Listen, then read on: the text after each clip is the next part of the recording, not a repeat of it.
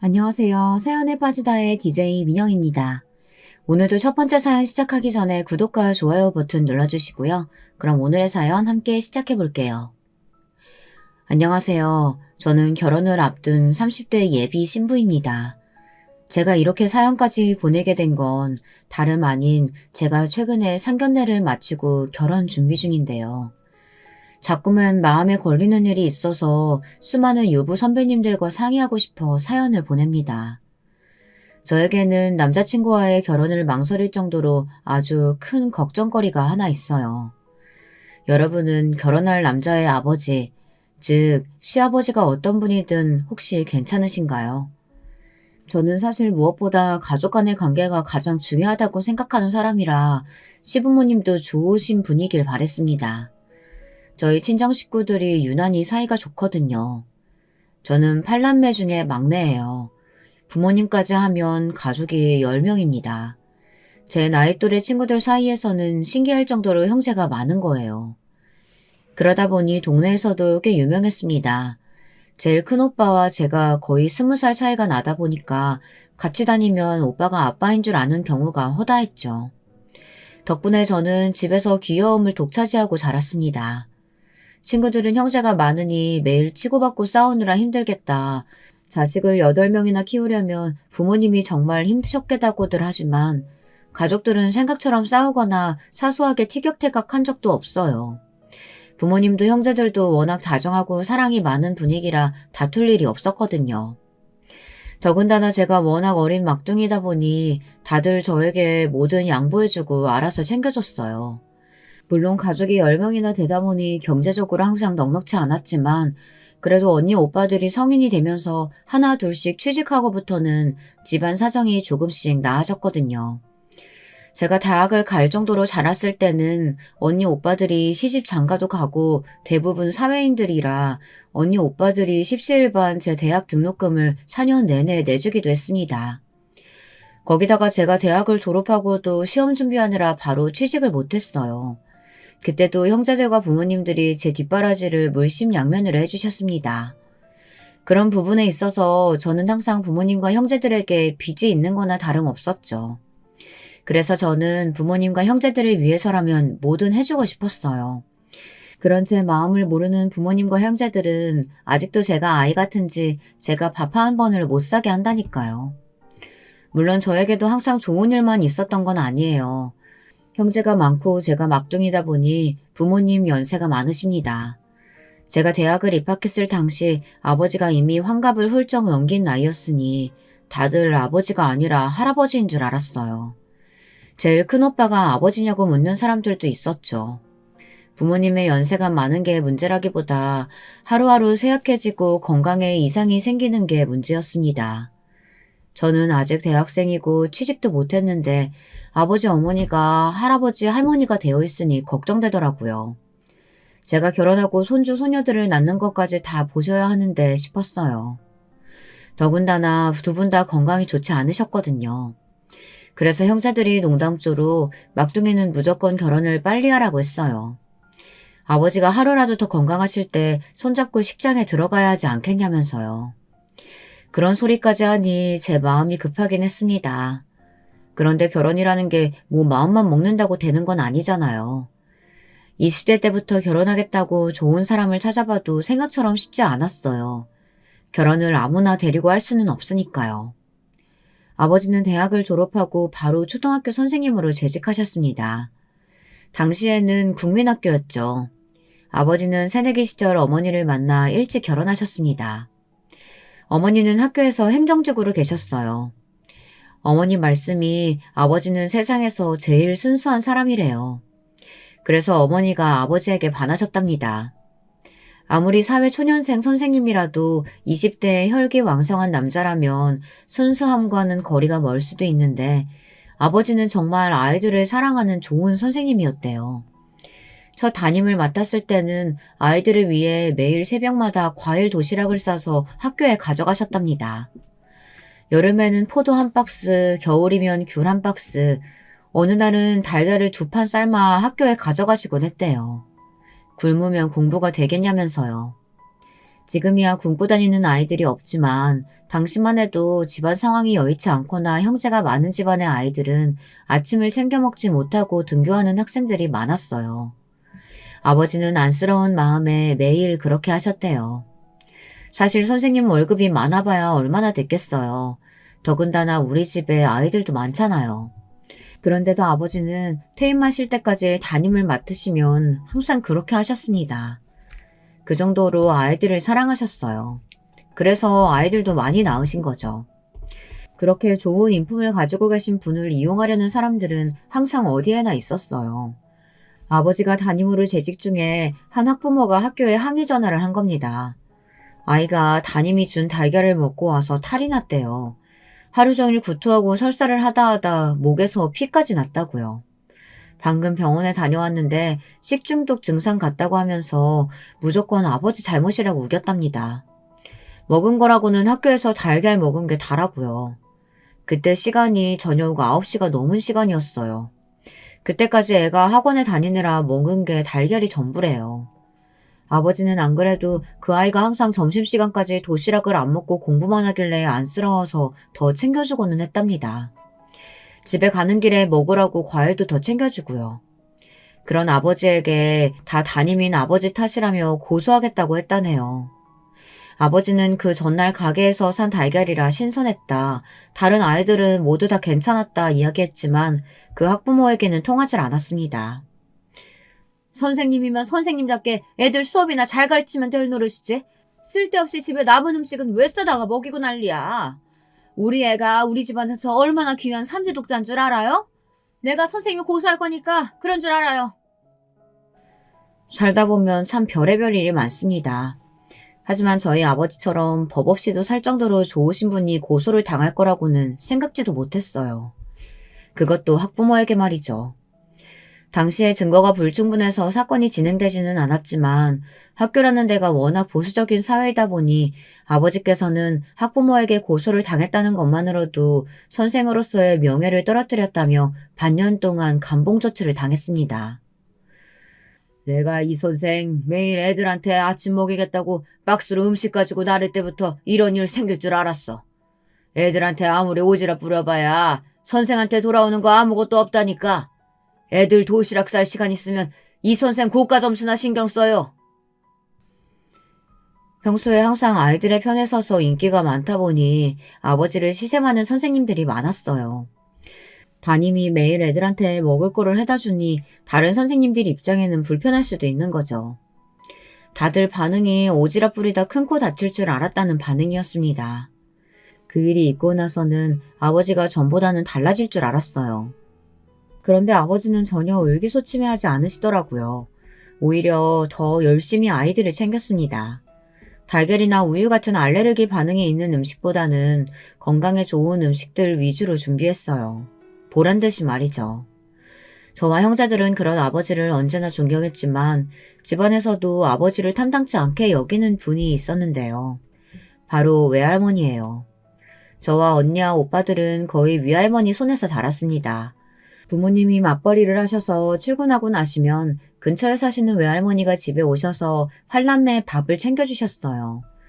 매일 오시다시피 하니 집안이 돌아가는 일을 모르실 리 없었죠. 외할머니는 항상 남에게 퍼주는 아버지를 못마땅해 하셨어요. 아무래도 당신의 귀한 딸이 고생하는 게 싫으셨을 테니까요. 어머니는 집안 사정이 항상 녹록치 않으니 8남매를 임신하고 낳는 동안 내내 일을 하셨어요. 매번 배가 불러서도 남들처럼 출근하는 건 물론이고 애가 나올 때까지 출근을 하셨습니다. 이서방, 자네는 애가 그렇게 좋으면 차라리 돈 벌어서 학교를 하나 차리지 그래. 그럴 능력도 없으면서 왜 걔는 우리 딸을 잡나. 외할머니가 늦게까지 집에 계시다가 온 식구가 모여 다 같이 저녁을 먹는 날이면 어김없이 외할머니의 구박으로 식사가 시작됐습니다. 하지만 외할머니의 구박도 아버지에게는 소용없었어요. 저 때문에 애들 엄마랑 장모님 힘든 거야 너무 잘 알죠. 저 학교 퇴직하면 그때부터는 평생 애들 엄마랑 장모님한테만 잘하면서 살게요. 너스레도 그런 너스레가 없었습니다. 그럴 때면 외할머니는 혀를 끌끌 차며 당신이 그때까지 살아있을지 모르겠다고 소리를 지르셨어요. 내가 백날 소리 지르면 뭐래? 미련한 내 딸년이 저런 남자 좋다고 매일 해벌레하고 사는걸. 그랬습니다. 외할머니가 매일 아버지를 구박해도 어머니는 말 한마디 보태지 않았어요. 당연히 어머니도 몸도 마음도 힘들고 지칠 때가 많으셨겠지만 모두 다 견디며 아버지의 신념을 믿고 지지하셨거든요. 그런 부모님을 보고 자라 그런지 저도 그런 부부가 되고 싶었습니다. 남들이 뭐라고 하든 서로가 서로에게 가장 큰 힘이 되어주는 유일한 편, 그런 든든한 버팀목이 되어주는 부부이자 부모가 되고 싶었습니다. 그러다가 그만 믿기지 않은 사고가 일어났습니다. 아버지께서 퇴임을 얼마 남기지 않았던 해에 크게 사고를 당하셨어요. 아버지가 담임으로 있던 반에 아버지에게 매일 맞는 아이가 있었나 봐요. 한여름에도 애가 매일 긴 바지에 긴 티셔츠를 입고 땀을 뻘뻘 흘리며 등교하는 걸 보고 아버지께서 유심히 지켜보셨나 봐요. 그런데 어느 날 아이가 등교했는데 얼굴에 핏기가 없어 괜찮냐고 이마를 만졌더니 열이 펄펄 끓었대요. 이대로 수업을 받는 건 무리일 것 같아 가정에 연락을 했습니다. 그런데 아무도 전화를 받지 않은 거죠. 급한 대로 보건실에 데려갔는데 보건 선생님이 해열제를 먹이고 침대에 눕혀 땀을 닦아주다가 온몸에 난 상처를 본 거예요. 시퍼런 뭔가 상처가 한 군데가 아니고 여러 군데였답니다. 아이에게 누가 그랬느냐고 물었는데 애가 우물쭈물하다가 아버지가 그랬다고 말했나 봐요. 아버지는 바로 경찰에 신고했어요. 그리고 아이를 집에 데리고 오셨습니다. 알고 보니 아이는 아버지하고 둘이만 살았나 보더라고요. 어른이라고는 아버지 한 사람만 의지하며 살았을 텐데 그런 아버지에게 맞았으니 누구한테 말도 못하고 혼자 힘들었겠더라고요. 경찰이 혐의 사실을 조사하느라 시일이 걸려 아이는 아버지가 한 달 넘게 데리고 있었어요. 병원에도 다니면서요. 그런데 그 아이의 아버지가 저희 아버지에게 억하심정을 품은 겁니다. 아버지께서 아침에 아이를 데리고 학교에 출근하는데 그 아이의 아버지라는 사람이 차로 아버지를 밀어버린 겁니다. 정말 지금 생각해도 끔찍한 사고였어요. 아버지는 차가 달려오는데도 아이를 지키려고 하시다 더 크게 다치셨습니다. 곧바로 병원으로 옮겨서 수술을 받았는데도 아버지는 오른쪽 다리에 큰 상처를 입어 다리를 약간 절며 걷게 됐어요. 그때 사고로 가족 모두가 충격에 휩싸였습니다.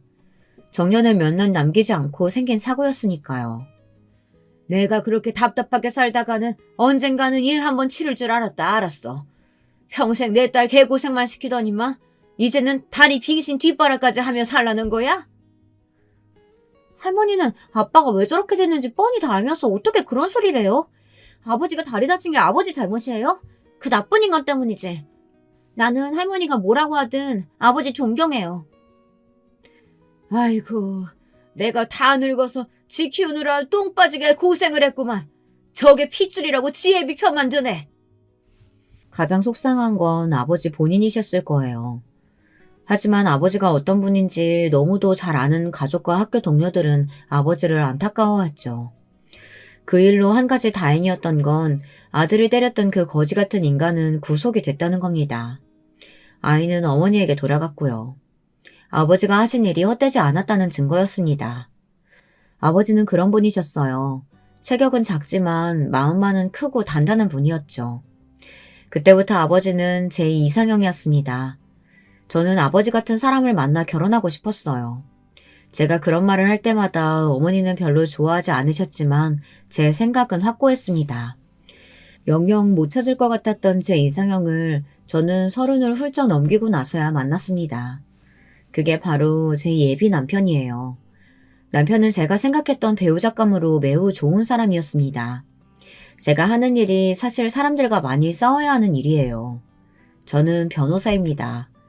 그것도 기업 경제 관련해서 변호를 맡다 보니 사람들의 몰매를 맞는 일이 많았어요. 남자친구는 제가 다니는 로펌 직원으로 있습니다. 제 재판 준비를 도와주다가 눈이 맞아버렸어요. 사실 저는 제가 하는 일이 잘 맞지 않아요. 그래서 고민이 많았는데 그럴 때마다 남자친구는 제게 힘이 되어주었습니다. 제가 아니면 절대 할 수 없는 일이라고 하면서요. 거기다가 항상 억울한 일로 로펌을 찾아오는 의뢰일들을 살뜰하게 챙기는 모습을 많이 봤어요. 비용 때문에 의뢰를 포기하는 피해자들에게 무료로 도움을 받을 수 있는 곳을 소개하기도 했고요.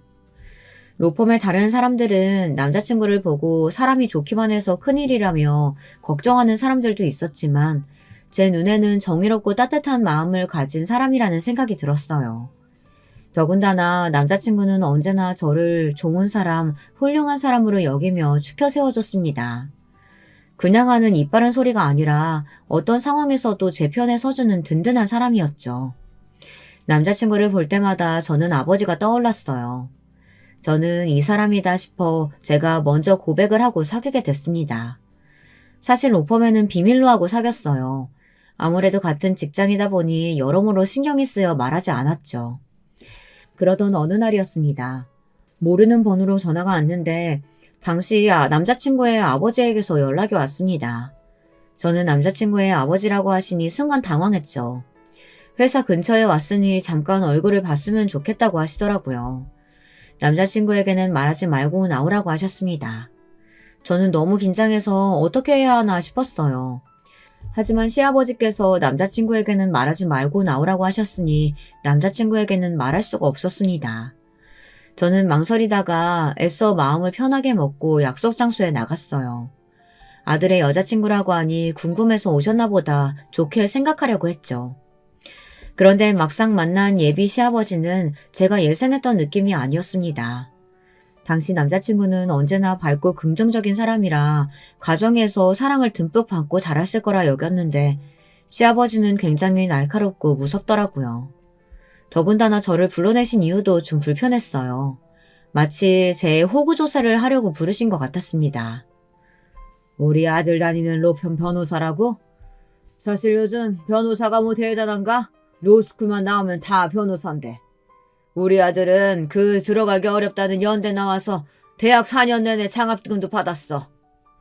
그때까지만 해도 며느리가 될지도 모르는 애가 아들이 직원으로 있는 로펌 변호사라고 하니 신경이 좀 쓰이셨나 그 정도로만 생각했습니다.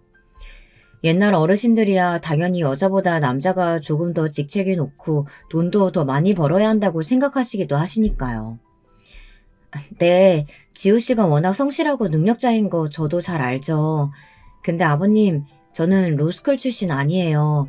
제가 사실을 좀 빨리 준비하기 시작해서 사실 마지막 세대예요. 처음 말씀드린 대로 저도 형제 많은 집에서 워낙 사랑을 많이 받고 자란 막둥이다 보니 어른들이 좀 무섭게 구셔도 웬만해서 기가 죽는 성격이 아니에요. 오히려 능청스럽게 굴면 더 굴었죠. 그런데 시아버지에게는 그런 제 성격이 통하질 않았습니다. 첫 만남에 또박또박 제 의견을 이야기하는 게 좀 당돌하다고 느끼셨나 봐요. 내가 이럴 줄 알았다니까? 지호 이놈은 평생 모르고 답답하게 살더니만 여자 보는 눈도 발끝에 달렸지.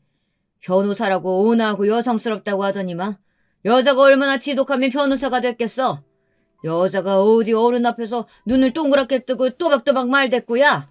이렇게 기가 세서 우리 집 맏며느리로 가당키나 해? 알고 보니 시아버지께서 엄청 보수적인 분이시더라고요. 잠깐 사이 여자가 라는 소리를 몇 번이나 들었는지 모르겠어요. 시아버지는 절대 전문직 여자는 며느리로 들일 생각이 없답니다. 저는 제 두 귀로 듣고도 잘못 들은 줄 알았어요. 요즘 세상에 전문직 며느리면 1등 신부감 아닌가요? 지금 제가 몇 년도에 와 있는 건가 싶었습니다. 아무래도 직업이 영 마음에 안 들어. 암튼 너희 아버진 뭘 하시냐? 저는 당연히 기분이 상했지만 애써 표정을 가다듬었습니다. 그리고 아버지께서는 초등학교 선생님으로 재직하시다가 퇴직하시고 지금은 소일거리로 학교에서 보안관 선생님으로 일하고 계신다고 말씀드렸어요. 그런데 그때 제 말을 들은 시아버지께서 갑자기 피식 비웃으시더라고요. 옛날 국민학교 선생이 뭐 선생이었나? 맨날 부모들한테 촌지나 받고 애들 때리거나 하는 깡패였지. 그리고 보안관 선생은 무슨 선생? 딸이 변호사라도 소용없으니까 돈 벌겠다고 늙어서 학교에서 경비나 하는 거지. 요즘 부모들이 다들 그렇게 어렵게 산다니까. 저에게 기가 세네 여자가 어쩌고 하시는 거야. 어찌됐든 간에 어른이 하시는 말이니 참고 넘어갔지만 아버지에 대해 함부로 말하는 건 도저히 들어줄 수가 없더군요. 많아봐야 저희 큰오빠 또래로밖에 안 보이시는 분이 무식해도 너무 무식하더라고요. 지호 씨가 아버님을 아예 안 닮았나 봐요. 지호 씨는 말 한마디를 해도 예쁘고 다정하게 하는데 아버님은 같은 말을 해도 굉장히 배려 없이 막무가내로 말씀하시네요. 더군다나 연세도 무지 젊으신 것 같은데 어쩜 그렇게 고루하세요? 제 말에 시아버지는 노발대발 성을 내며 자리에서 벌떡 일어나 저에게 삿대질까지 하셨어요. 뭐 이런 년이 있냐면서요. 저는 욕까지 먹은 마당에 가만히 있을 수가 없었습니다. 그래서 한마디 더 했어요. 저도 아버님 같은 시아버지는 싫거든요. 그 말은 참았어야 했는데 저도 모르게 말이 튀어나와 버렸어요. 시아버지는 금방이라도 눈알이 굴러떨어질 것처럼 크게 축혀뜨고는 저더러 당장 당신의 아들과 헤어지라고 소리를 질렀습니다. 다시는 저를 볼 일 없다고요. 당시에는 저도 시아버지를 다시는 보고 싶지 않았습니다. 볼 일 없을 줄 알았어요. 하지만 사람 마음이라는 게 어디 그렇게 쉽게 변하나요. 시아버지 자리가 마음에 안 들어도 남자친구가 너무 좋은걸요. 저는 그날 일에 대해 남자친구에게 일절 말하지 않았어요. 저도 아직 결혼하겠다고 마음을 먹은 건 아니었지만 어쨌든 예비 시아버지와 남자친구에게 말하지 않겠다는 약속을 했으니까요. 그런데 예비 시아버지는 입이 걸기만 한 게 아니라 입이 가볍기까지 하더군요. 본인이 먼저 남자친구에게 이야기했더라고요. 저를 만났다고요. 저는 기대도 안 했습니다. 저와 그렇게 말씨름을 하고 헤어졌으니 저에 대해 좋게 말했을 리 없으니까요. 예비 시아버지는 생각보다 훨씬 더 이상한 사람이었어요. 그제야 남자친구가 제게 말을 하는데 남자친구는 시아버지의 등살을 힘들게 살아왔더라고요. 시아버지가 아주 어릴 때부터 배를 타셨대요. 남들은 학교 다닐 때 그 힘들고 험한 일을 하신 거였죠. 몇십 년을 배만 타신 분이라 돈은 굉장히 많이 벌었대요. 집도 사고 땅도 사고 자기 힘으로 자수성가하신 거죠. 그렇게 되기까지 당신의 인생이 워낙 쉽지 않고 험난하게 살아와서인지 성격이 굉장히 괄괄하고 막무가내예요. 남자친구 말이 시아버지 성격을 아무도 못 말린다네요. 시어머니도 가난한 집에서 태어나 할 수 없이 경제력만 보고 시집을 오기는 했지만 시아버지의 성격 때문에 매일 눈물로 지새우는 날이 많으셨답니다. 남자친구도 마찬가지고요. 남자친구는 툭하면 소리 지르고 화부터 내는 시아버지가 어릴 때는 무서워서 말 한마디 못하고 하라는 대로 공부만 했대요. 공부 잘해야 성공한다고 귀에 못이 박히도록 이야기하셔서 학창시절에는 정말 공부만 열심히 했답니다. 당신이 가난해서 배우지 못했다는 것에 대한 자격지심이 심해서 남자친구에게 거는 기대가 크셨던 거죠. 남편이 연세대에 입학할 때에는 동네에 현수막을 걸고 잔치를 했대요. 시아버지는 남자친구가 교수가 되길 바라셨지만 남자친구는 전혀 그럴 생각이 없었던 거죠. 그때부터 시아버지와 사이가 틀어지기 시작했답니다. 시아버지께서는 자신이 다 알아서 뒷바라지 해줄 테니 공부만 하라고 했는데 남편은 졸업과 동시에 바로 취직을 한 겁니다. 로펌에서 일하는 것도 대단한 건데 시아버지가 보시기에는 변호사들 뒤치다거리나 하는 거로 보이셨나 봐요. 그때부터 시아버지의 폭풍 간섭과 막말이 시작되었답니다. 사내 놈이 어디 할 일이 없어서 남의 밑에서 시중 드는 일이나 하고 잘한다. 나 같으면 부모가 이 정도로 뒤에서 밀어주면 교수가 아니라 대통령도 하겠다. 제가 하는 일이 왜 남의 시중 드는 일이에요. 저는 제가 하는 일이 적성에 딱 맞아요. 제가 그렇게 마음에 안 드시면 지금이라도 아버지가 직접 공부하셔서 대학도 가고 교수도 되세요. 저는 절대 아버지 뜻대로 살아드릴 생각 없으니까.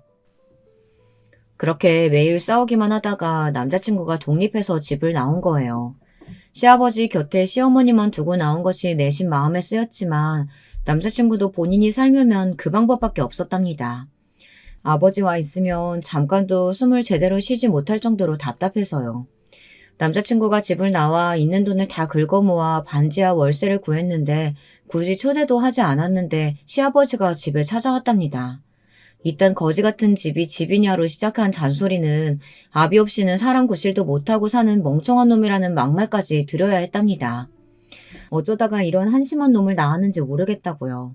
남자친구가 제일 싫어하는 말이 지엄마 닮아라는 말이라네요. 지엄마 닮아 유약한 놈. 사내 놈이 하필이면 지엄마 닮아서 아무 생각 없이 계집애들처럼 실실 웃고만 다닐 줄 알지. 으이구 쓸데없는 놈. 그런 소리만 듣고 자랐어. 남자친구는 성인이 되어 집에서 나와서도 괴롭힘을 당해야만 했습니다. 어떨 땐 같은 핏줄이라는 게 끔찍하게 싫을 때도 있었대요. 차라리 아버지에게 두들겨 맞기라도 했으면 신고라도 할 텐데 매일 말로 짓밟히고 상처를 주니 마음만 갈기갈기 찢어질 뿐 벗어날 방법이 없었대요. 저를 만나고 돌아간 날도 저에게는 아무 말 하지 말라고 하더니만 시아버지는 남자친구를 찾아가 또 막말을 퍼부으셨대요. 네가 그러면 그렇지. 네가 고른 년이 어디 제대로 된 년이겠냐? 꼴의 변호사라고 어른 앞에서 잘난 척하면서 말하는 꼴악서니가 아주 꼴도 보기 싫더라. 내가 눈이 흙이 들어가도 그런 되바라진 며느리는 못 보니까 당장 헤어지고 다른 여자 찾아. 남자친구도 30년 넘게 아버지란 사람을 겪으면서 수많은 만행을 참고 버텼지만 그때는 참을 수가 없었대요. 자기는 아들이라서 막말을 한다지만 남의 집 귀한 딸한테까지 함부로 구는 걸 보니 도저히 봐줄 수가 없었답니다. 그 순간은 남자친구도 아버지라는 사람과 아예 연을 끊어야겠다 싶어 심한 말을 퍼부었대요. 정말 더는 못 참겠어요, 아버지. 아버지가 뭘 한다고 남을 판단하고 멋대로 무시하세요? 아버지가 그럴 자격이 있어요? 고작 국민학교도 간신히 졸업한 분이 세상 돌아가는 이치를 무슨 수로 안다고. 자꾸 이렇게 무식한 티 내시면 저 결혼할 때 식장에도 못 오게 할 테니까 그런 줄 아세요. 뭐야? 이 자식이 여자 때문에 아비랑 인연이라도 끊겠다는 거야? 여자 때문이 아니라 제가 아버지한테 정 떨어지고 치가 떨려서 더는 보고 싶지 않아서 이러는 거예요. 아버지랑 저 인연 끊어도 저는 상관없어요. 남자친구는 진심이었답니다. 아버지와 연을 끊을 수만 있다면 몸속 피까지 다 뽑아내고 싶은 심경이라고요. 시아버지는 괘씸하다며 남자친구의 머리통을 갈기려고 달려들었지만 남자친구는 쉽게 피해버렸답니다. 얼마 전까지 그 험난한 배를 탔다고는 해도 한창 때인 남자친구를 당해낼 수야 없었죠. 그날 이후 남자친구는 달라졌습니다. 더는 시아버지의 말대로 살지 않겠다고 새롭게 태어난 거죠. 지금까지 아버지가 무서워서 할 말도 못하고 바보처럼 참고만 있었던 게 후회가 된답니다. 마음을 먹은 김에 남자친구는 제게 프로포즈를 했어요. 그리고 곧바로 직장인 대출을 받아 전셋집을 구했습니다. 남자친구는 우리 집에 인사도 왔어요. 부모님과 식사도 하고 언니 오빠들도 만나 이미 귀여운 막내 사위 노릇을 톡톡히 하고 있었습니다. 저는 남자친구와 결혼에 대해 구체적인 미래를 이야기하면서 화목한 가정을 꿈꿨어요. 하지만 내심 마음에 걸리는 일이 있었습니다. 엄연히 남자친구 부모님도 계신데 저는 아직 남자친구 부모님에게 결혼 허락을 받지 못한 거니 여러모로 신경이 쓰였어요. 저의 그런 마음을 남자친구에게 털어놓자 남자친구도 며칠 고민하더니 자신의 어머니만이라도 만나 가볍게 식사라도 하자고 하더라고요. 저는 그렇게라도 먼저 인사드리는 게 도리인 것 같아 남자친구의 어머님을 만났습니다. 예비 시어머니는 전에 만났던 예비 시아버지와는 너무도 달랐어요. 물론 부부라고 다 비슷한 건 아니지만 달라도 너무 달랐습니다. 시어머니는 너무 우아하시고 고상했어요. 말씀도 조용조용 단아하게 하시고요. 이런 분이 어떻게 그렇게 버럭버럭 소리 지르시는 분과 30년 넘게 사셨을까 싶었습니다. 저는 예비 시어머니를 만나고 나서야 불안했던 마음이 어느 정도 풀렸어요. 예비 시아버지를 만나고 나서 사실 이래저래 고민이 많았거든요. 그런데 시어머니는 너무 좋았어요. 남자친구가 어머니를 쏙 빼닮은 거더라고요. 다정하고 자상하신 게 너무 좋았습니다. 아가씨가 너무 밝고 귀여운 게 우리 아들 짝으로 너무 잘 어울리네. 우리 아들이 겉으로 보기에는 점잖아 보이는 것 같아도 속에는 남모르게 꾹 참고 있던 것들이 있거든. 둘이 서로 잘 보살펴주면서 살아주면 난 그걸로도 고맙고 충분할 것 같아요. 예비 시어머니는 저에게 남자친구를 잘 부탁한다고 하셨습니다. 그리고 시아버지께서 했던 말들에 상처 많이 받았을 텐데 대신에 미안하다며 사과까지 하셨어요. 앞으로 가족이 되면 시아버지 몫까지 대신에 2배, 3배로 사랑을 주시겠다고 하시면서요. 그 이야기를 듣는데 저도 모르게 울컥했습니다. 그 말 한마디에 전부를 알 수는 없지만 그래도 지금까지 남자친구와 예비 시어머니가 얼마나 고달프고 힘들게 살아오셨을지 마음으로 느껴지더라고요. 예비 시어머니를 만나고 난 이후 저는 남자친구와의 결혼에 더 큰 확신을 가졌어요. 시아버지가 좀 이상하고 별나면 어때요? 다른 가족들끼리 똘똘 뭉쳐 서로 아껴주며 살다 보면 시아버지도 연세가 드시면서 자연스럽게 고집도 좀 꺾이고 달라지시겠지. 이런 작은 기대를 걸어보았습니다. 그런데 역시나 사람은 변하는 게 아닌가 봅니다.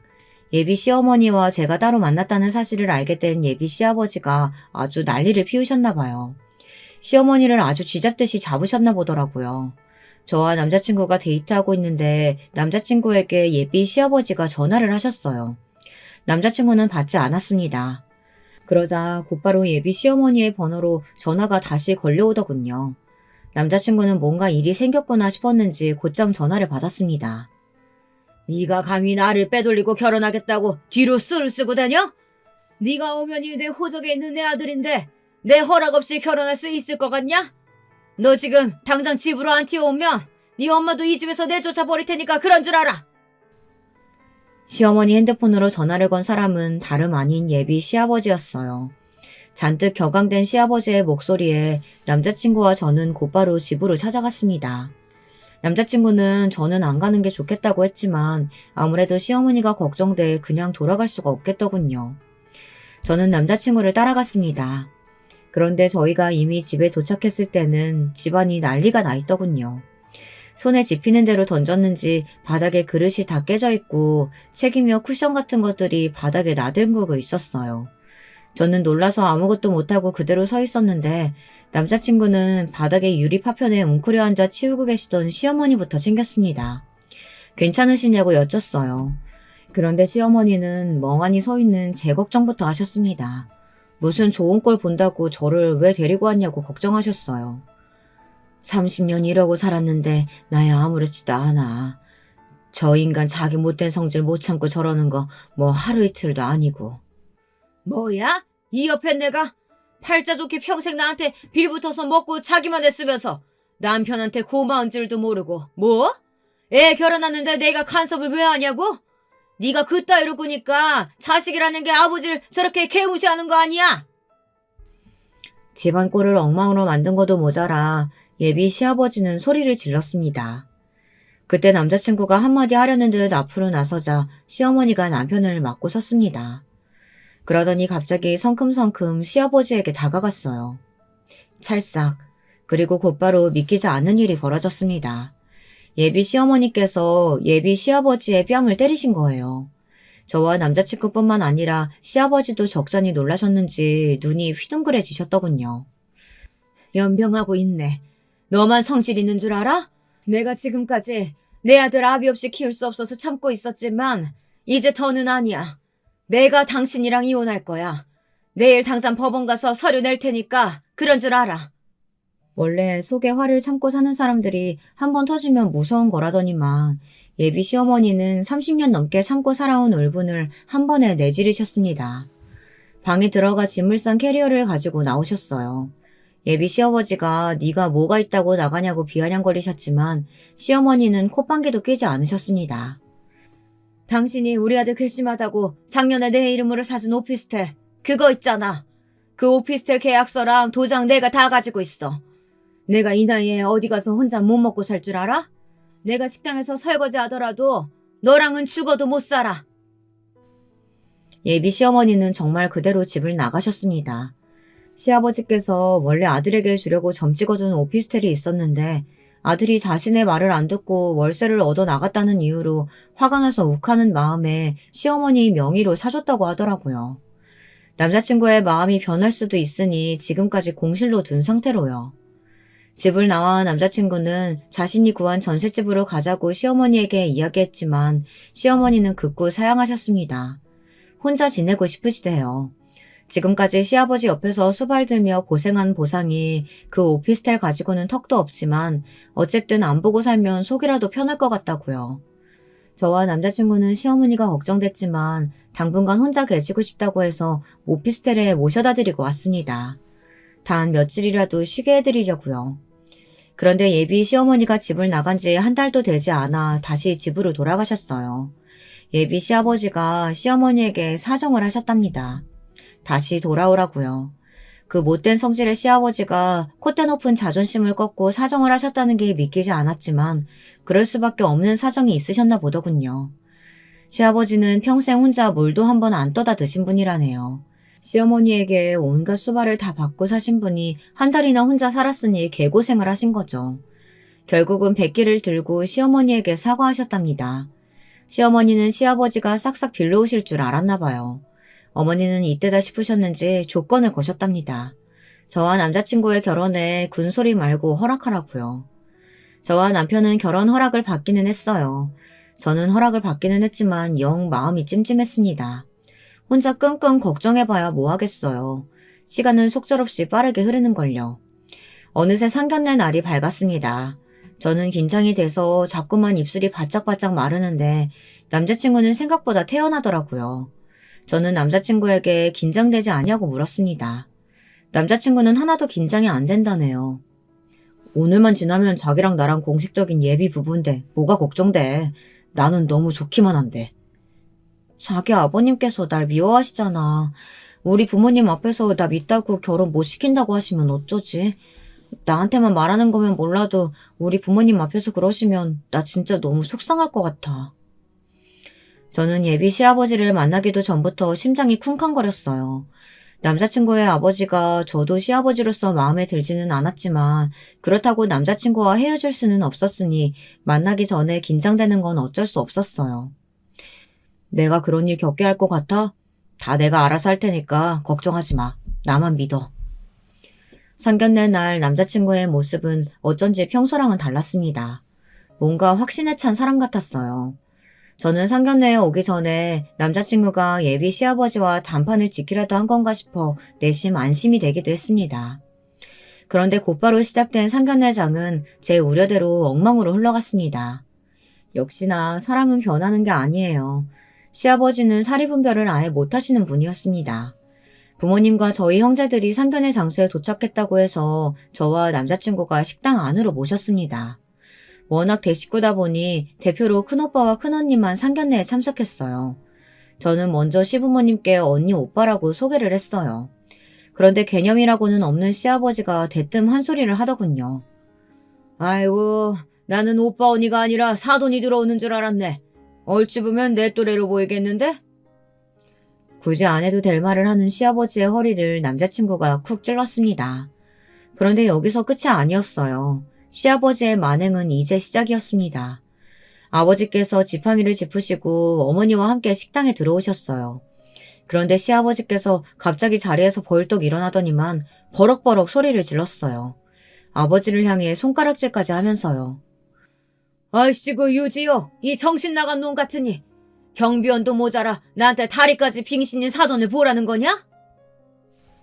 시아버지는 남자친구의 머리통을 한 대 쥐어박더니만 대놓고 아버지를 모욕하셨습니다. 그러자 옆에 계시던 시어머니의 얼굴이 붉게 타오르더군요. 당신 사돈들분들 앞에서 지금 뭐 하는 거예요? 부끄럽지도 않아요? 사돈은 무슨. 당신이 이렇게 무르게 구니까 아들놈이 그 좋은 대학 나와서 남의 밑에서 시중 드는 일이나 하고 있는 거 아니야? 더 볼 것도 없어. 난 저런 거지 같은 집안이라는 건 절대 사돈 못 맺으니까. 결혼 엎어! 순간 저는 너무 화가 나서 눈이 횟가닥 도는 줄 알았습니다. 무식해도 어떻게 저런 무식한 인간이 있을 수 있을까요? 저희 아버지 연세가 8순이세요.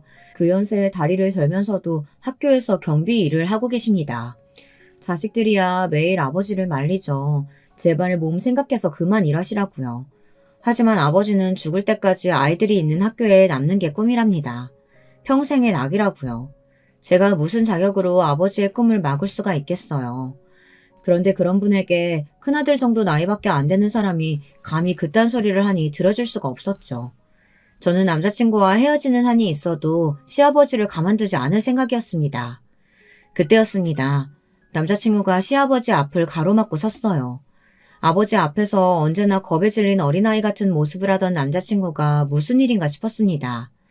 그런데 남자친구가 뜬금없는 소리를 했어요. 갑자기 시아버지에게 당장 사과를 하라고 소리를 질렀습니다. 제가 마지막으로 드리는 기회예요. 후회하지 마시고 지금 바로 아버님께 사과하세요. 이놈의 새끼가 어디 감히 아버지한테 사과하라 말아야. 내가 뭘 잘못했다고 저 다리 저는 노인네한테 사과하라는 거야? 너 정신 나갔냐? 남자친구와 시어머니의 말에도 시아버지는 아랑곳 않고 소리를 버럭 질러댔습니다. 그때였어요. 남자친구는 더는 기다려줄 수 없다는 듯 크게 한숨을 내쉬었어요. 아버지, 저는 충분히 기다려드렸습니다. 후회하지 마세요. 제 장인어른 되실 이분이 아버지가 그토록 입이 마르게 오랫동안 얘기하셨던 바로 그 은사님이에요. 남자친구의 말에 자리에 있던 가족들 모두가 놀랐습니다. 저조차도 모르고 있던 이야기니까요. 무슨 개 같은 소리를 하고 있어? 저 노인네가 누구라고? 아버님 조남이 바로 이 성자 제자예요. 그래도 모르시겠어요? 순간 시아버지가 입을 쩍 벌리시더니 악 소리를 질렀습니다. 그제야 아버지를 알아보셨나 보더라고요. 저는 이게 다 무슨 일인가 싶어 어리둥절했습니다. 그런데 남자친구는 진작 이 사실을 알고 저에게 그렇게 태연하게 굴었던 거예요. 저희 아버지가 시아버지의 은사님이시니 시아버지께서 저를 반대하실 수 없다고 생각했던 겁니다. 남자친구는 시아버지가 저희 아버지를 보자마자 그런 식으로 나올 줄은 꿈에도 몰랐답니다. 그럴 줄 알았으면 시아버지에게 미리 말씀드릴 걸 그랬다고 후회하더라고요. 저는 아버지가 시아버지의 은사님이라는 사실을 남자친구가 어떻게 알았는지 더 궁금했어요. 아버지와 시아버지도 서로 알아보지 못한 걸 남자친구는 알고 있었다는 게 신기해서요. 알고 보니 남자친구가 아주 어릴 적부터 시아버지께선 국민학교 시절 은사님이었던 우리 아버지 이야기를 하셨답니다. 이성재 선생님이었는데 당시에 이재박 선생님이 된 새내기 총각 선생님이었어. 그 선생님 아니었으면 난 아마 굶어 죽었을지도 몰라. 시아버지는 어린 시절 고아나 다름없이 큰 분이었어요. 부모님이 일찍 돌아가시고 큰아버지 댁에 얹혀 살았는데 어린 나이에 눈칫밥을 먹었대요. 거기다가 어린 애한테 집안일까지 다 시켜서 잠도 제대로 자지 못했답니다. 그러다가 언제부턴가는 큰어머님이 큰아버지가 안 계시면 밥도 안 주셨대요. 큰어머니가 본인 밥과 사촌들 밥만 차려두고 시아버지는 아예 부르지도 않았대요. 그러다가 큰아버지가 돈을 벌기 위해 배를 타고 다른 나라로 가셨는데 그때는 아예 한 끼도 먹지를 못했다네요. 그 시기에 우리 아버지를 만나신 거죠. 담임과 학생으로요. 아버지는 항상 먹을 걸 학교에 싸가셔서 아이들과 나눠 드시던 분이잖아요. 당시에 시아버지가 너무 말라 아버지가 매일 걱정하셨대요.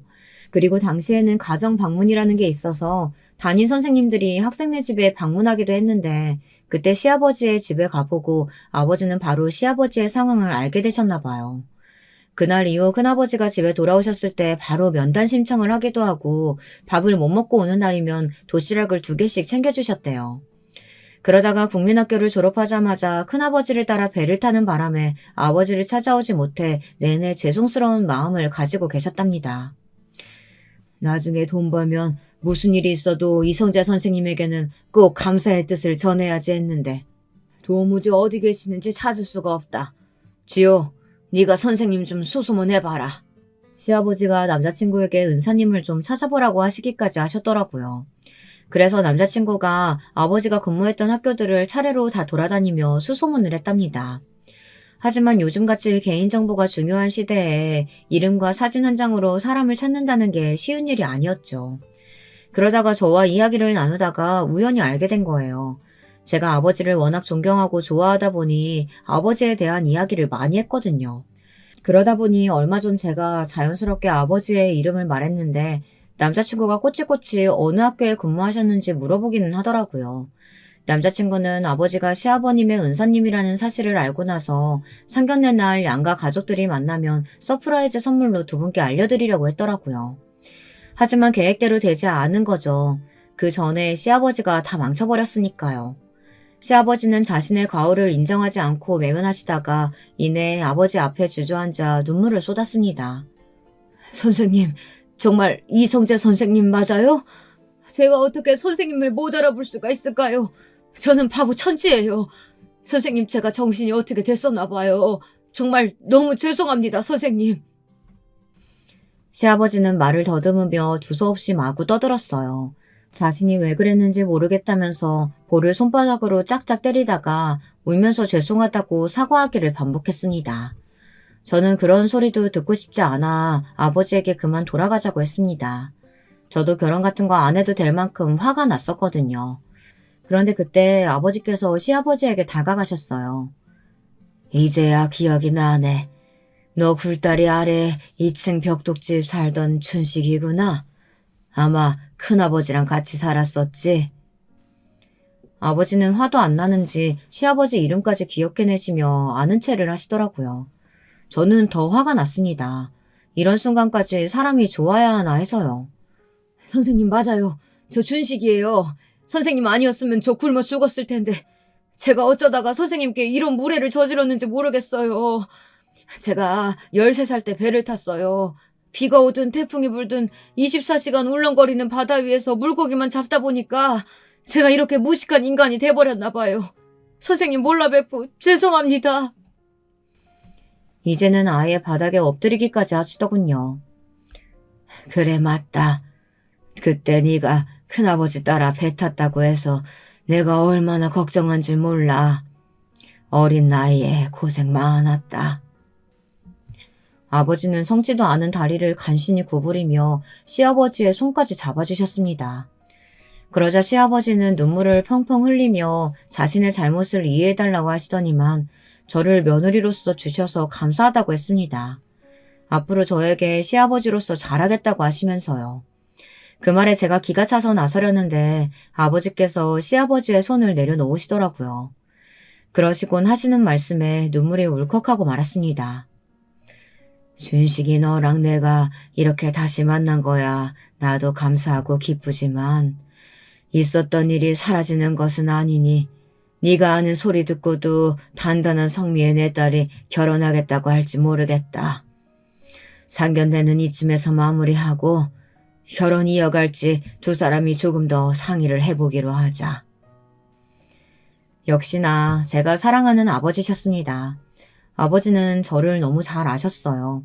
제가 어떤 고민을 하고 있을지 그 정신없는 순간에도 이미 예상하고 계셨던 겁니다. 아버지의 말대로 저는 결혼이 망설여졌어요. 시아버지 때문에요. 남자친구와의 화목한 미래에 시아버지가 분명히 걸림돌이 될 거라는 게 너무도 확실했거든요. 시아버지는 당신이 앞으로 회개하는 마음으로 며느리를 떠받들어 모시겠다고 하셨지만 아버지와 저의 생각은 같았습니다. 시간이 필요했어요. 남자친구는 시아버지께서 이런 일까지 있었는데 분명 달라지실 거라고 기대했지만 제 마음이 동하지를 않았습니다. 그 이후 어떻게 됐냐고요? 사실 상견례 이후 벌써 몇 달이 지났지만 아직 제 마음을 정하지 못한 채로 지내고 있습니다. 그렇다고 남자친구와의 관계를 정리한 건 아니에요. 남자친구를 사랑하는 마음은 아직 변함이 없습니다. 하지만 남편의 아버지가 저의 시아버지가 된다고 생각하면 아직도 마음이 편치 않아요. 그날 이후 시아버지는 이사들이 모두 다 자신의 잘못임을 인정하고 주말마다 우리 집으로 출근하십니다. 그럴 때마다 아버지는 문을 열어주세요. 아버지에게 그토록 큰 잘못을 하셨지만 당신의 제자이니 마음으로 품어주시는 거겠죠. 세아가 지호한테 들으니까 네가 초콜릿 좋아한다고 하더구나. 이거 내 주변에 배 타는 후배한테 부탁해서 유럽에서 사온 초콜릿이야. 이거 받고 우리 아들도 다시 한번 받아줘. 제게 사정하시는 모습이 정말 그전에 봤던 분과 같은 분인가 싶더군요. 너무 달라져서요. 저는 아직도 혼란스럽습니다. 제가 본 모습 중 어떤 모습이 시아버지의 진짜 모습인가 싶어서요. 처음 말씀드린 대로 많은 유부 선배님들은 어떠십니까? 시아버지가 어떤 사람이든 제가 사랑하는 사람이라면 상관없이 결혼할 수 있으시겠어요? 저는 아무리 생각해도 모르겠어요. 아버지는 저의 선택을 존중한다고 하셨지만 저는 아직도 자려고 누우면 시아버지가 저희 아버지에게 소리를 지르며 무례하게 굴던 모습이 떠올라요. 이대로 남자친구와 결혼한다면 시아버지를 볼 때마다 그날이 떠오르며 제 마음이 편하지 않을 것 같습니다. 여러분이 좀 도와주세요. 저는 어쩌면 좋을까요? 여러분들의 의견 댓글로 달아주시면 하나하나 읽고 참고하도록 하겠습니다. 지금까지 저의 고민 끝까지 들어주셔서 감사합니다. 여러분의 가정에는 항상 행복한 일만 가득하길 바라겠습니다. 여러분, 두 번째 사연 시작하기 전에 좋아요와 구독 꼭 눌러주실 거죠? 그럼 두 번째 사연 바로 시작합니다. 안녕하세요. 저는 서울에 거주하고 있는 40대 후반 여자입니다. 항상 재밌게 듣기만 하다가 오늘은 저도 한번 제보하게 되었습니다. 제가 오늘 제보하게 된 얘기는 심호와 관련된 내용이에요. 저는 남편과 대학 동아리에서 만나게 되었는데 저는 아직도 남편의 첫인상이 기억날 정도로 강렬했어요. 남편은 제가 동아리에 들어간 첫날 청재킷을 입고 동아리방에 다른 선배와 웃으며 들어왔는데 제가 먼저 첫눈에 반하게 되었어요. 그리고 정말 말 그대로 졸졸 쫓아다녔고 결국 연애까지 성공하게 되었죠. 저는 남편의 외모를 보고 반하게 되었지만 사실 남편은 성격이 더 좋았어요. 자상하고 다정하고 무엇보다 진취적인 모습이 참 마음에 들더라고요. 나중에 알고 보니까 남편은 3남매 중 첫째였고 장남으로 태어나서 누구에게 의지하지 않고 독립적인 것 같다고 남편은 저에게 말했습니다. 저는 처음에 3남매라는 소리를 듣고 자세히 물어봤었는데 막내가 여자라는 거예요. 막둥이가 여자면 정말 예쁨 많이 받았겠다. 딸 낳고 싶으셔서 계속 낳으셨나? 아니, 우리 엄마는 셋째도 아들이길 바라셨어. 그래서 삼형제를 원하셨는데 딸이 나왔다고 하시더라. 보통 형제를 키우시면 한 명쯤은 딸을 바라시던데 정말 남아선호 사상이 심하다고 생각했어요. 그래도 그때는 제가 결혼할 줄 몰랐으니까 그냥 넘겼던 기억이 나요. 남편은 저와 연애를 하다가 중간에 군대에 가게 되었어요. 저는 정말 남편의 면회란 면회는 다 갔습니다. 아직도 군대 얘기가 나오면 남편을 괜히 한 대 치게 될 정도로 지극정성이었죠. 그래도 제가 좋았으니 면회도 간 거겠죠? 사실 저도 처음 가보는 거라 재밌더라고요. 그렇게 남편은 전역을 하게 되었고 둘 다 졸업도 하게 되고 굉장히 자연스럽게 결혼 얘기가 나왔어요. 결혼은 단순히 우리 둘이 좋다고 해서 되는 게 아니잖아요. 왜냐하면 결혼은 집안과 집안이 이어지는 거니까 서로 집에 인사를 가기 전에 많이 얘기를 꺼냈어요. 저는 자매로 태어나서 위로 언니가 있는데 언니를 남편한테 소개시켜 주었는데 언니가 저한테 나중에 집에서 남편 놓치지 말고 꽉 잡으라고 하더라고요. 아직 부모님에게 인사시키진 않았지만 언니가 남편을 좋아하니 저도 기분이 괜히 좋았죠.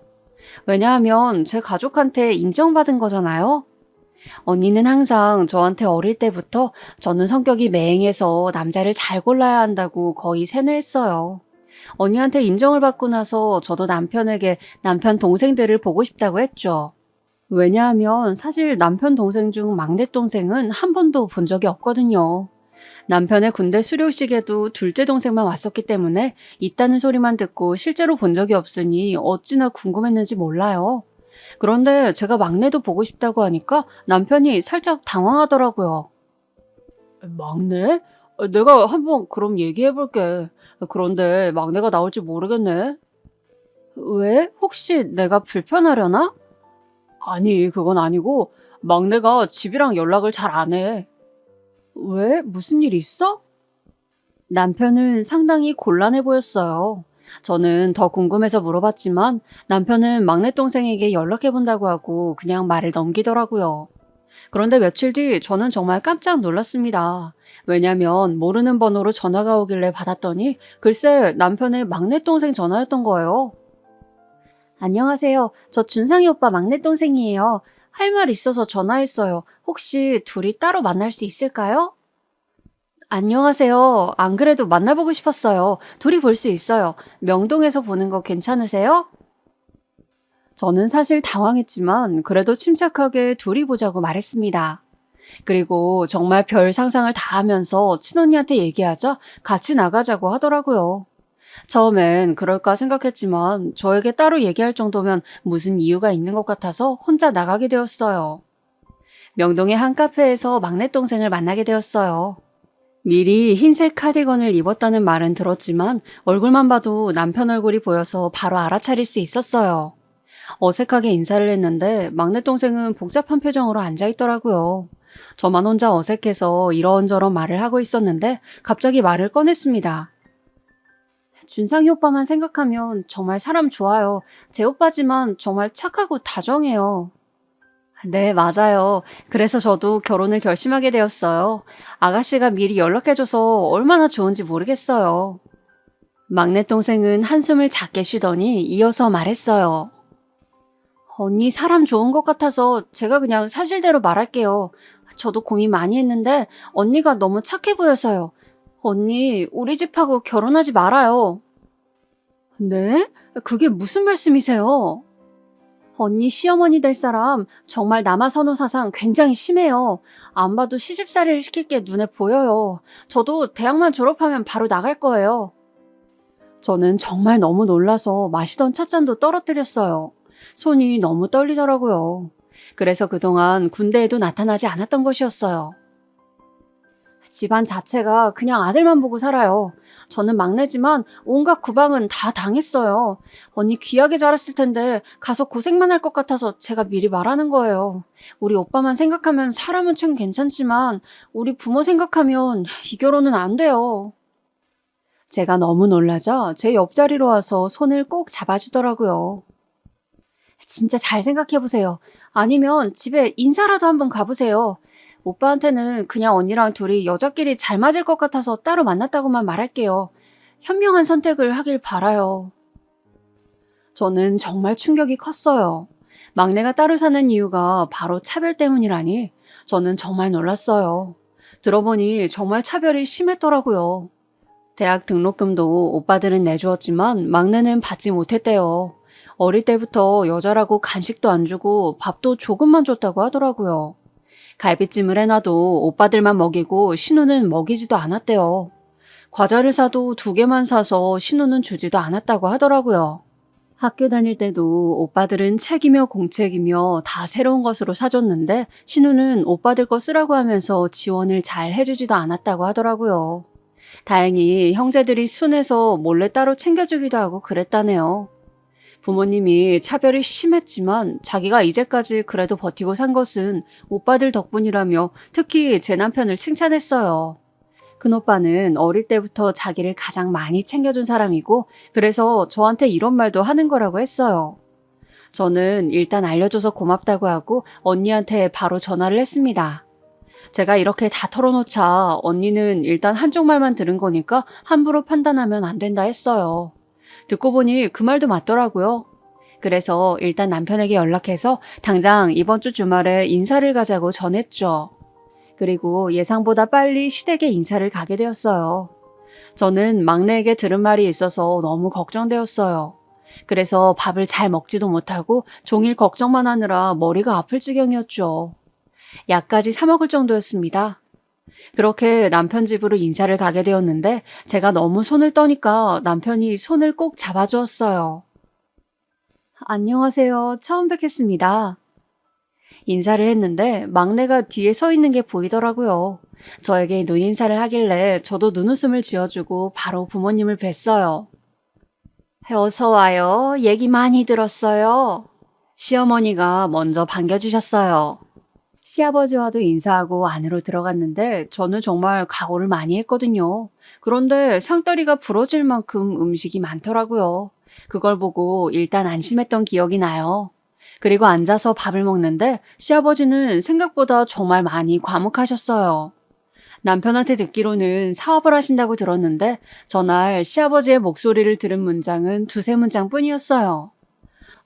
그냥 성격이 원래 저러신가 보다 생각하고 넘겼었는데 제가 의외라고 느꼈던 사람은 시어머니였어요. 분명 시누이는 저에게 경고했었는데 시어머니는 생각보다 저에게 친절하더라고요. 아들을 많이 예뻐하시는 것은 저도 느꼈지만 저에게도 잘해주시더라고요. 물론 사람은 한 번 봐서는 모르고 계속 봐야 아니까 완전 마음이 안심되는 것은 아니었어요.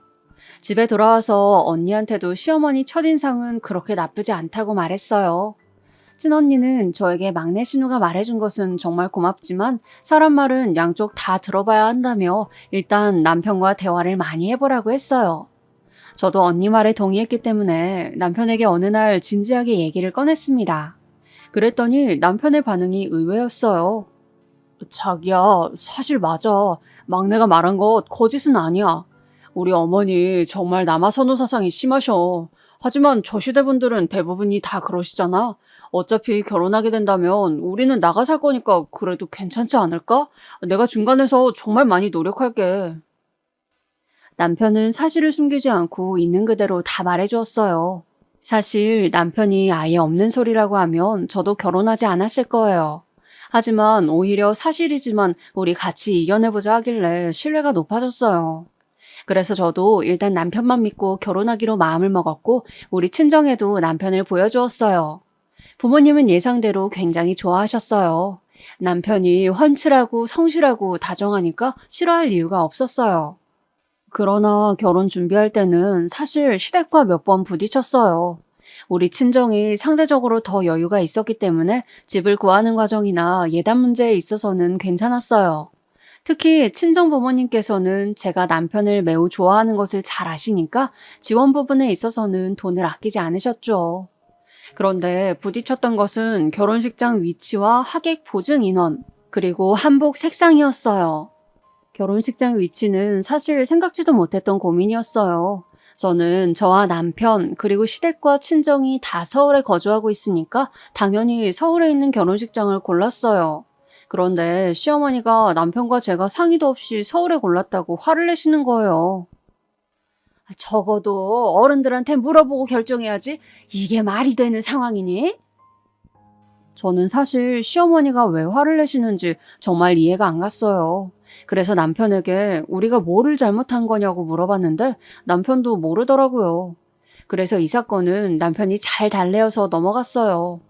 그런데 하객 보증 인원 관련해서는 우리 부모님도 조금 곤란해하셨어요. 시아버지가 사업을 하신다고 했는데 사실 우리 친정아버지도 사업을 하세요. 저는 양측 다 아버지가 사업을 하시니까 보증 인원을 넉넉히 잡으려고 했어요. 그런데 시어머니가 그걸 아시더니 저한테 대놓고 서운하다고 하시는 거예요. 벌써 이렇게 나오면 어떡하니? 시댁 무서운 줄을 모르네. 나는 정말 너무 서운하다가 너희 아버지 사업 잘 된다고 으스대는 거니? 이런 식으로 우리 집 눈치 주는 거야? 어머님, 저는 무슨 말씀인지 잘 모르겠어요. 보증 인원이 너무 많으면 조금 줄일까요? 정말 끝까지 이러네? 정말 실망이다. 저는 보증 인원이 문제인지 뭐가 문제인지 정말 이해가 안 갔어요. 시어머니 화법이 정답을 얘기 안 하시고 빙빙 돌리는 화법이신지 그때 처음 알게 되었어요. 저는 정말 시어머니의 감정이 상하지 않기를 바랐기 때문에 남편에게 중재를 요청했어요. 남편을 통해서 들은 말로는 보증 인원이 너무 많아서 시댁을 무시한다고 느끼셨다고 했어요. 그런데 문제는 우리 친정 부모님이었어요. 왜냐하면 친정아버지가 사업을 꽤 크게 하셨거든요. 그래서 보증 인원이 적어지니까 친정 부모님이 당황하셨죠. 단순히 축의금 문제를 떠나서 사업적으로 얽혀있는 부분도 많았다고 해서 상당히 곤란해하셨어요. 그래서 저랑 남편이 중간에서 매우 고생했지만 그래도 우리 친정 부모님께서 한 발 물리셨어요. 결혼 전부터 문제를 일으키고 싶지 않다고 하셨어요. 그렇게 무사히 결혼식을 올리나 싶었는데 글쎄 활용점정으로 한복 색상 문제가 터졌어요. 보통 신부 한복은 분홍색으로 입고 신랑 측은 하늘색으로 입는 거 다들 아시죠? 요즘은 그래도 좀 덜하다고 하는데 제가 결혼할 때는 저게 당연했어요.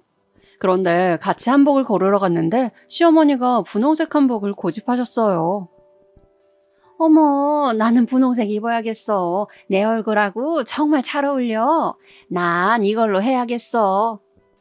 보통 신랑 측은 하늘색을 입으셔요.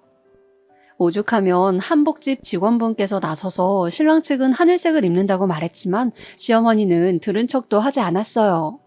단순히 색상만 그런 것도 아니고 무슨 사극에 나오는 중전마마 옷 아시죠? 엄청나게 화려한.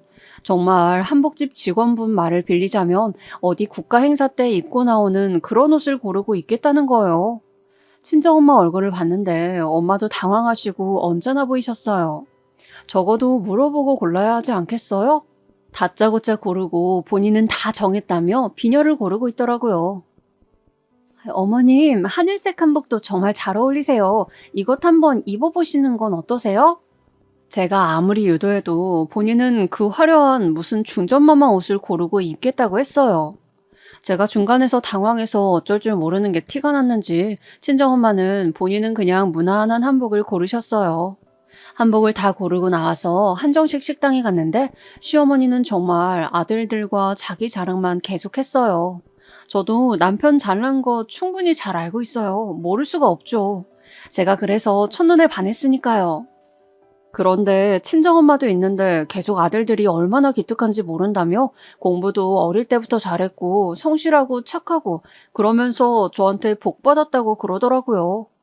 그날 남편은 회사 때문에 없었는데 자리에 없는 사람을 계속 칭찬하니까 받아주는 것도 한계가 있었어요. 그리고 그날 집에 가서 엄마가 저에게 말씀하셨죠. 선아야, 결혼 다시 생각해보자. 저는 엄마가 왜 저러시는지 이해는 갔지만 결혼은 꼭 하고 싶었어요. 그래서 엄마를 새벽까지 설득했어요. 엄마, 어차피 결혼하면 이제 따로 살 거야. 내가 한복은 중간에서 준상 씨랑 연락 잘해서 해결해 볼게. 한복 때문이 아니야. 자기 자식 귀한 줄 알면 남의 자식도 귀한 줄 알아야지. 나는 무슨 네가 팔려가는 줄 알았어. 엄마가 저렇게 말씀하시니까 저도 걱정이 되더라고요. 그래서 남편에게 연락해서 상황을 설명을 다 하고 결혼은 다시 생각해보자 했어요. 제가 아무리 준상 씨를 좋아해도 결혼은 어른들의 약속이고 또 저는 저를 소중하게 키워주신 엄마가 속상해 하시는 것을 더 볼 수는 없겠더라고요. 제가 결혼을 다시 생각해보자 하니까 남편은 전화를 끊자마자 우리 집으로 왔어요. 제가 나가서 얘기하자 했더니 남편은 제 손을 잡고 우리 집으로 들어가서 엄마 앞으로 갔어요. 그리고 갑자기 무릎을 꿇더라고요. 장모님, 정말 죄송합니다. 제가 오늘 일만 아니었어도 같이 가서 상황을 중재했을 텐데 그러질 못했어요. 제가 너무 죄송합니다. 어머님께는 제가 잘 말씀드리겠습니다. 사실 이런 상황이 올 거라곤 엄마도 저도 예상하지 못했죠. 엄마는 그때 되게 당황하셨지만 남편이 집에 돌아가자 저에게 남편감 하나는 잘 골랐다고 하시며 결혼식 한복은 그냥 시어머니 입고 싶은 대로 하라고 하셨어요. 엄마도 남편이 중간에서 중간 역할을 잘할 것을 아셨나 봐요. 그렇게 그 뒤로는 큰 별탈 없이 결혼하게 되었어요. 결혼식을 올리고 제주도로 신혼여행을 갔는데 거기서 또 작은 소란이 일어났죠. 글쎄 시어머니 전화가 온 거예요. 너는 도착했으면 도착했다고 전화를 해야지. 결혼식 올렸으니까 이제 끝났다 이거니? 저는 신혼여행이 끝나고 어차피 다 인사를 드리려고 했기 때문에 신혼여행을 가서도 연락해야 하는지 정말 몰랐어요. 그것도 당일에요. 제가 당황하자 옆에서 남편이 대신 말렸고 뭔가 서러워져서 엄마에게 전화했더니 친정엄마는 오히려 왜 전화했냐고 푹 쉬라고 빨리 끊더라고요. 그래도 남편이 옆에서 달래줘서 참을 수 있었죠. 신혼여행이 끝나고 시댁에 인사하러 갔는데 시어머니는 제 얼굴을 쳐다도 보지 않더라고요. 아이고, 우리 아들 보고 싶었어. 잘 쉬고 왔니? 저는 제가 투명인간인 줄 알았잖아요. 신우가 옆에 와서 조용히 인사하길래 신우랑 그나마 대화했던 것 같아요.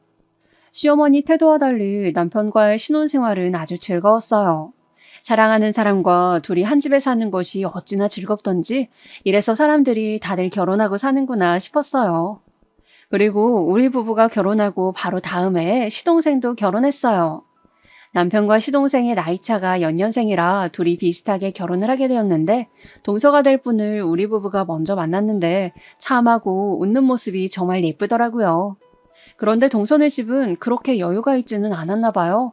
시어머니가 대놓고 돈이 부족하다고 하더라고요.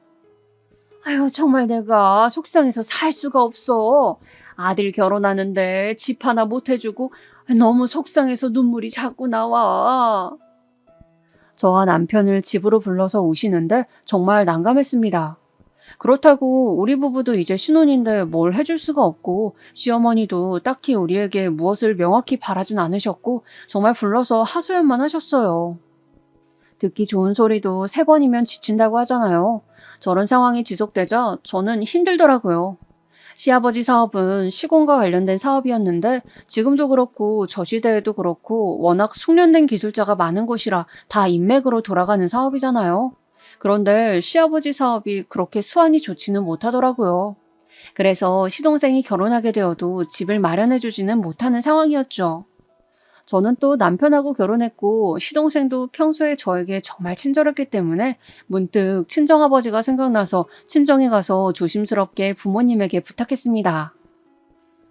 엄마, 아빠, 시아버지 사업이 제대로 안 되는 것 같은데 좀 도와줄 수 있어요? 엄마는 제 얘기를 곰곰이 들으시더니 마침 이번에 공장 기숙사를 새로 짓기로 했는데 시아버지 업체와 계약을 맺겠다고 했어요. 친정부모님은 두 분이 식품 공장을 하셨는데 매출이 점점 좋아지면서 직원들도 많이 늘어났거든요. 그래서 기숙사를 크게 지을 예정이었어요. 제가 남편에게 이 소식을 전하자 남편은 굉장히 좋아하면서 한편으로는 걱정된다고 했어요. 시부모님 성격상 우리 집에서 도와주었다는 것을 알게 되면 자존심이 상하신다고 난리치실 게 뻔했거든요. 그래서 남편과 친정집에 가서 우리 부모님과 긴 토의를 했고 결론은 몰래 계약을 맺기로 했어요. 어차피 친정부모님은 바쁘셔서 직접 계약을 하시는 건 아니었고 직원이 대신 할 예정이었거든요. 그렇게 계약이 성사되었고 사실 정말 큰 계약이었거든요. 당연히 시댁에선 난리가 났어요. 영세 개인업자가 갑자기 큰 거래를 하게 됐잖아요. 시어머니는 그 상대가 우리 부모님인 것도 모르고 저에게 자랑도 많이 하셨어요. 너희 시아버지가 능력이 워낙 좋아야지. 정말 이 사람도 그렇고 우리 아들들은 능력 하나는 타고났어. 넌 정말 복 받았다 얘. 어딜 가서 우리 아들 같은 사람을 만나겠어? 남편이 옆에서 그만하라고 아무리 말려도 본인은 당당하다고 하셨어요. 그래도 결과적으로는 시동생도 넉넉하게 결혼할 수 있게 되었으니 다행이라고 생각했어요. 그런데 여러분, 시어머니는 시동생까지 결혼하자 본성을 대놓고 드러내기 시작했습니다. 남아선호 사상이 굉장히 심하다고 했잖아요. 정말 동서까지 시댁에 들어오자 시어머니는 대놓고 차별하셨어요. 명절 때 같이 모이면 꼭 저와 동서만 일을 시켰어요. 아니, 시누이까지도요. 아들들이 부엌에 들어오면 정색하고 나가라고 하셨어요. 남편과 시동생이 며느리들이 고생하는 것을 잘 아니까 최대한 본인들도 도우려고 했거든요. 그러면 또 난리가 나셨어요. 너희는 이런 거 타는 거 아니야. 이런 건 여자들이 하는 거야. 가서 쉬어, 누워. 아들, 제발. 또 밥을 먹을 때 상을 차려서 저도 앉았더니 막 화를 내시더라고요. 여자는 거기 앉는 건 아니야. 이리 와야지. 하시면서 저를 따로 부엌으로 부르더라고요. 그러면서 무슨 양푼을 가지고 오더니 대충 반찬을 다 넣고 그걸 비벼서 저와 동서 그리고 신우에게 먹으라고 숟가락을 꽂더라고요. 저는 정말 기가 막혔어요. 시어머니의 이런 만행은 저와 동서가 아이를 낳자 훨씬 심해졌습니다. 사실 시어머니는 동서의 집이 여유 있지 않으니 제가 느낄 정도로 무시를 했었어요. 그런데 저는 딸을 낳았고 동서는 아들을 낳았거든요. 완전히 대우가 달라져서 깜짝 놀랐답니다. 제 딸이 동서 아들보다 2살이 더 많은데 저희 딸은 돌잔치 때 아무것도 해주지 않았거든요. 그런데 손자 돌잔치 때는 직접 장소도 구하고 돌반지까지 사서 주더라고요. 아이를 낳은 직후 반응도 크게 달랐었지만 시어머니의 손자 사랑은 나이가 지날수록 더 심해졌어요. 제 딸아이 다영이는 생선을 되게 싫어하는데 손자 민준이는 생선을 정말 좋아하거든요. 그런데 다영이가 생선을 싫어하는 것은 다 이유가 있어요. 어릴 때 시어머니가 애들 밥을 먹이자고 하고 다영이와 민준이를 데려가서 밥을 먹이시더라고요. 저와 동서는 쉬고 있으래서 저는 내심 속으로 고마워했었는데 다영이는 그날 응급실에 가게 되었어요. 시어머니가 글쎄 민준이한테만 생선구이 가시를 다 발라주고 다영이는 발라주지 않아서 다영이가 생선뼈 발라놓은 것을 먹게 되었고 그대로 목에 가시가 박혀서 응급실에 갔어요. 아무리 그래도 손녀고 자기 첫째 아들의 자식인데 차별이 정말 심하더라고요. 그 뒤로 다영이는 생선만 보면 기겁을 해서 우리 집에서나 친정에선 생선을 일부러 먹지 않았어요. 그런데 시어머니는 꼭 명절이나 생일이나 시댁에 갈 일이 있으면 생선구이를 해놓더라고요. 이외에도 다영이가 인사하면 모른 척하거나 잘 받아주지도 않고 민준이가 인사하면 난리가 났어요. 아이고, 우리 손자 왔어? 우리 소중하고 귀중한 우리 손자. 할머니 보러 온 거야. 다영이가 인사하면 받아주지도 않더니 민준이가 인사하면 저러는 게 정말 같은 어른이지만 정말 불편했어요. 또 저는 다영이가 공부를 조금 못하더라도 정직하고 다정한 사람이 되길 바랐거든요. 이건 남편의 교육 철학도 똑같아요. 우리 부부는 다영이가 문제집을 풀고 시험 성적을 높게 받는 것보단 우리랑 같이 산에 가고 바다를 보며 자연을 느끼고 동물과 교감하며 살기를 바랐어요. 그래서 다영이는 학업적으로 스트레스를 전혀 받지 않았어요. 저는 공부보다는 본인이 뭐를 원하고 잘하는지 아는 것이 훨씬 중요하다고 생각했기 때문에 다영이가 공부를 많이 하지 않더라도 크게 신경이 쓰이진 않았어요. 그런데 민준이는 경우가 달랐어요. 사실 동선에는 여유가 많이 없었고 시동생도 그렇게 능력이 좋진 않았어요. 그래서 시어머니의 입김에 많이 휘둘리는 편이었죠. 우리 친정에서 계속 계약을 맺었기 때문에 시댁은 점점 여유가 많이 생겼거든요. 시어머니는 민준이를 영어 유치원에 보내고 여기저기 학원도 많이 알아보셨어요. 그리고 동서에게 돈을 주면서 민준이를 거기에 보내라고 시켰죠. 동서는 안 그래도 민준이 교육에 관심이 많았는데 시어머니가 먼저 돈을 주면서 보내라고 하니까 오히려 좋아했습니다. 그렇게 동서가 고맙다고 어머님밖에 없다고 하니까 시어머니는 더 기세등등해졌어요. 그래서 다영이만 보면 공부하라고 말하더라고요. 다영이가 초등학교에 들어가자 그 비교는 훨씬 심해졌어요. 그래서 일부러 남편과 친정에서 다영이를 더 많이 사랑해주곤 했어요. 또 신우는 정말 대학을 졸업하면서 독립하게 되었는데요. 그래도 가끔 시댁에 오면 다영이를 정말 많이 예뻐해줬어요. 그래서 다영이도 우리가 시댁 행사에 간다고 하면 고모도 오는 거냐고 물을 정도였어요. 언제는 또 시댁 제사가 있어서 시댁에 갔던 적이 있어요. 제가 들어갔더니 동서와 민준이가 미리 와 있더라고요. 그런데 민준이가 무슨 학습지를 풀고 있는 거예요. 민준이 할아버지 댁에 와서도 공부하는 거야? 대단하다. 제가 칭찬하자 갑자기 시어머니가 부엌에서 나오더니 저한테 이렇게 말씀하셨어요. 얘, 너 이 딸도 공부시켜. 애가 맨날 물어보면 어디 놀러 갔다는 말밖에 안 하는데 이게 말이 되니? 너는 애기 엄마가 됐으면 집에서 공부를 시켜야지. 도대체 같이 놀러 다니면 어떡하니? 저는 그냥 민준이를 칭찬하려고 한 말인데 시어머니가 저렇게 나오니까 정말 황당하더라고요. 어머님, 다영이는 아직은 저와 남편하고 노는 걸 더 좋아해요. 나중에 때가 되면 다 시킬 거예요. 지금부터 시켜야지 뒤처지지 않아. 그래도 아빠 머리가 워낙 좋으니까 뭐라도 잘하는 게 있긴 하겠지. 저도 저 말에는 당연히 기분이 상했죠. 그래도 다영이가 제 눈치만 보고 있길래 괜찮다고 하고 일부러 방에 들어와서 남편에게 빨리 오라고 문자를 하고 다영이에게 말했어요. 다영아, 엄마는 네가 공부하기 싫으면 안 해도 돼. 상처받지 마. 다영이는 그제야 안심이 됐는지 저를 끌어안더니 울기 시작했어요. 우는 아이를 보니까 너무 마음이 아팠고 그래서 그날 집에 돌아가서 진지하게 남편에게 말했어요. 사실 시어머니가 나한테 뭐라 하는 거는 그냥 넘겼어. 왜냐면 나는 그런 말 한마디에 상처받지 않고 당신이 충분히 나에게 잘해주니까 의지하며 살 수 있잖아. 그런데 다영이는 아직 미성년자고 초등학생이야. 저렇게 어린아이한테 어릴 때부터 민준이랑 비교하시는 거 너무하지 않아? 내가 정말 면목이 없다. 당신도 다영이 누구보다 사랑하는 것 알아. 아이가 상처받는 것 원하지 않잖아. 다영이랑 당신한테는 그냥 미안한 마음만 들어. 나도 어릴 때부터 어머니 성격이 저러신 것을 알았는데 도저히 말려도 말려지지가 않네. 저는 정말 시어머니가 저한테 뭐라 하시는 것은 넘길 수 있었어요. 저는 원래 타인의 말에 크게 상처받지 않아요. 그런데 다영이한테 뭐라 하는 거는 참을 수가 없더라고요. 그래도 내가 어머니와의 인연을 끊을 순 없잖아.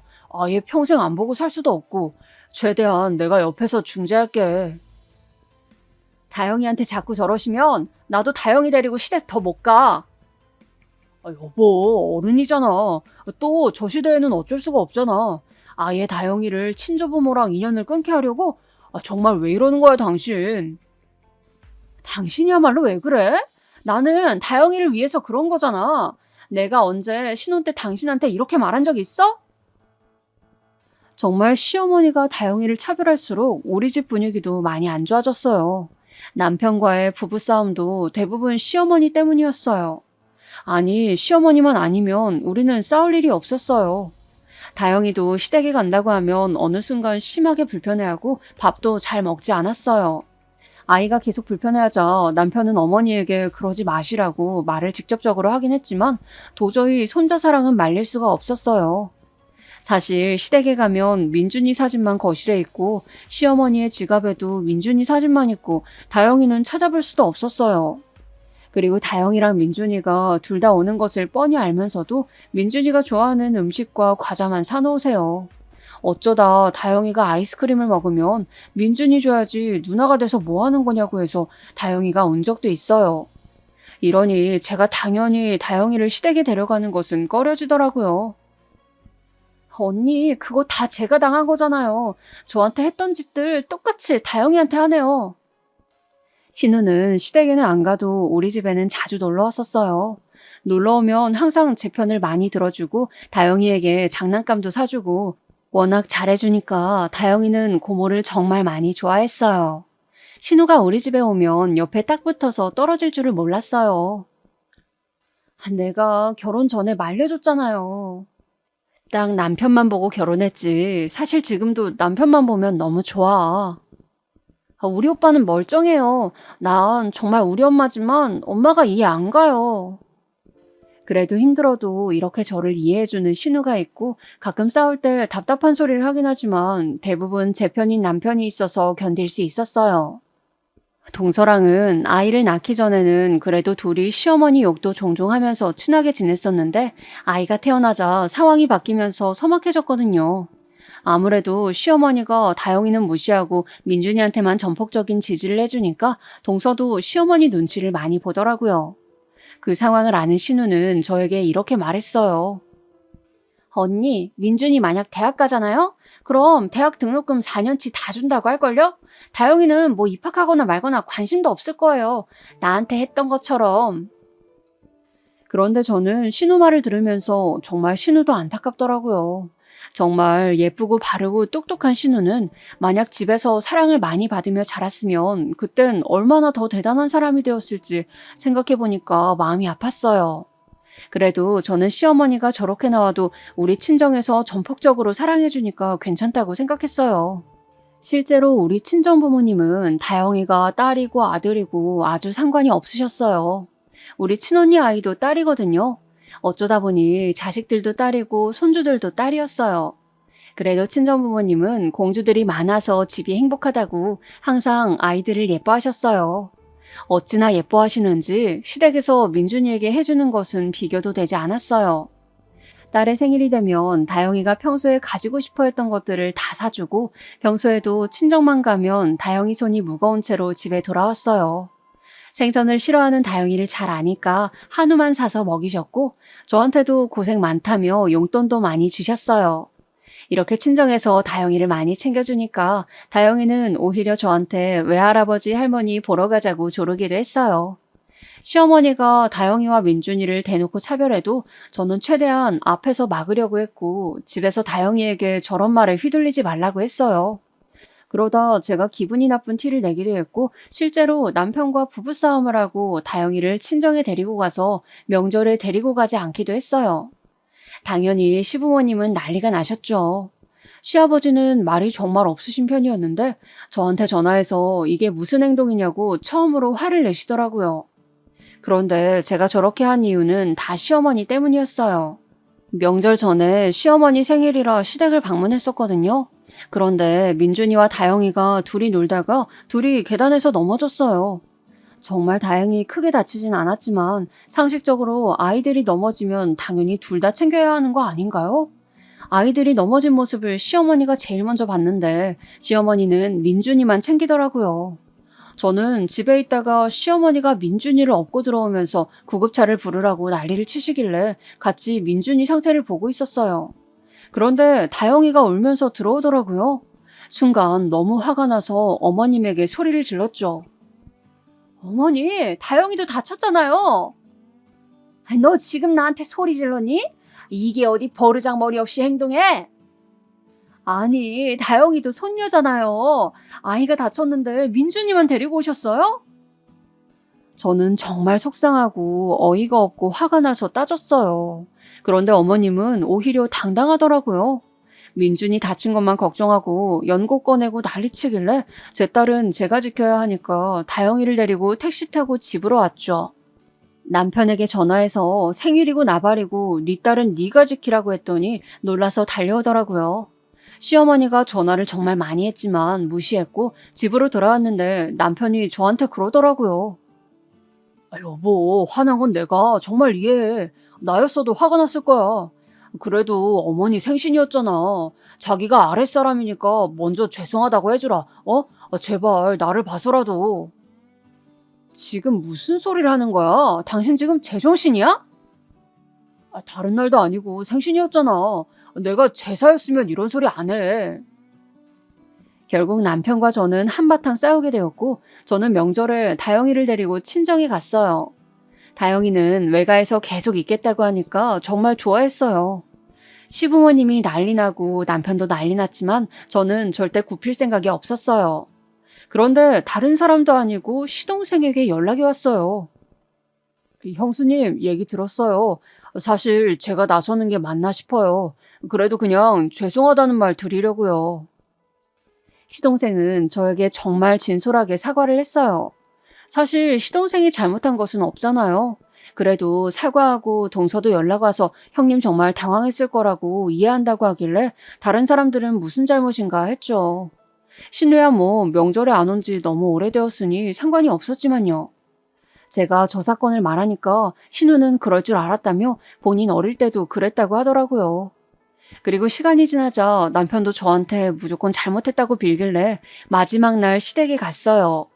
제가 먼저 시어머니에게 인사하자 마지못해 인사를 받더라고요. 그렇게 서로 형식상 미안하다 하고 사건은 마무리가 되었어요. 이 뒤로 서먹하게 지내다가 남편이 어느 날 저한테 말을 꺼냈어요. 민준이가 곧 생일이라네. 호텔에서 식사하자고 하는데 갈 거지? 누가 추진하는 거야? 어머니, 여보 불편하면 내가 중간에서 말해볼게. 저는 시모 생일이면 가지 않으려고 했지만 시동생과 동서 생각하고 가기로 결정했어요. 무려 5성급 호텔을 빌려서 생일 파티를 하더라고요. 다행히 거기선 별탈이 없었어요. 그리고 민준이 생일이 지나고 다영이 생일이 다가왔어요. 저는 민준이 생일 때는 호텔에서 생일 파티를 했는데 다영이 생일은 그냥 지나갈 게 뻔해서 친정에 말했어요. 친정 부모님께선 민준이 생일 파티를 한 곳보다 훨씬 좋은 호텔로 장소를 잡으셨어요. 왜냐하면 그날은 다영이의 10번째 생일이었거든요. 워낙 친정에서 다영이를 예뻐하셔서 생일 파티를 크게 열게 되었어요. 저는 다영이가 이렇게 사랑받고 사는 것을 시어머니에게 보여주려고 일부러 초대했습니다. 그렇게 다영이의 생일 파티를 하게 되었고 신우도 초대했어요. 신우는 다른 날도 아니고 다영이 생일이라면 당연히 와야 한다고 와주었어요. 그렇게 온 가족을 불러서 호화롭게 생일 파티를 진행했어요. 그런데 정말 시어머니는 밉상이었는데 다른 사람들 다 선물을 사왔는데 시부모님만 안 사왔더라고요. 제가 뭐 엄청 대단한 선물을 바란 것도 아니에요. 그냥 성의 표시로 몇만 원짜리 장난감 정도를 사오길 바랐어요. 민준이 때처럼 호화롭게 생일 파티를 열어달라는 것도 아니었잖아요. 그런데 장난감도 없이 빈손으로 와서 표정도 좋지 않길래 괜히 불렀나 싶었습니다. 그래도 좋은 날이니까 드레스를 입은 다영이 머리에 왕관도 얻고 사진도 많이 찍었어요. 평소에 가지고 싶어 했던 고가의 선물은 친정부모님께서 해주셔서 다영이가 정말 행복해했어요. 그렇게 저는 화장실에 다녀왔는데 분위기가 이상한 거예요. 뭐지 싶어서 들어갔는데 친정아버지가 얼굴이 새빨개진 채로 화를 내시고 계셨어요. 아버지가 웬만한 일에 동요하시는 성격이 전혀 아니세요. 그런데 그렇게 사랑하는 소녀딸 생일 파티에서 저렇게 화가 나시다니 왜 그런지 물어보려고 다가갔습니다. 친정아버지가 노려보고 계신 쪽은 바로 시어머니였어요. 저는 또 저 인간이 무슨 막말을 했길래 그러나 싶었어요. 당신 회사 먹여 살린 거래처 사장이 나야. 이제 나는 당신네 집안 회사랑 거래 안 해. 우리 딸이 부탁해서 실력도 안 좋은 곳에 맡겼더니 뭐? 태어난 게 죄? 애한테 그게 할 소리입니까? 저는 정말 내용에 깜짝 놀랐어요. 아니, 애한테 태어난 게 죄라뇨? 그것도 생일 파티에서요. 다영이를 보니까 신우 품에 안겨서 울고 있더라고요. 시어머니는 당황해서 오해라고 하는데 오해는 무슨 오해겠어요. 인성이 그대로 나온 거죠. 저도 화가 나서 따졌어요. 어머니, 정말 가지가지 하시네요. 원래 그런 것은 알았지만 그래도 그렇게 사랑하는 첫째 아들 자식인데 너무하시네요. 애한테 할 말이 있고 못할 말이 있잖아요. 저는 정말 너무 속상해서 눈물이 저절로 나오더라고요. 제가 우니까 친정엄마도 속상하신지 남편한테 뭐라 하기 시작했어요. 정서방, 정말 너무 실망이야. 이제껏 내 딸과 손녀딸이 이런 취급을 받았던 거야?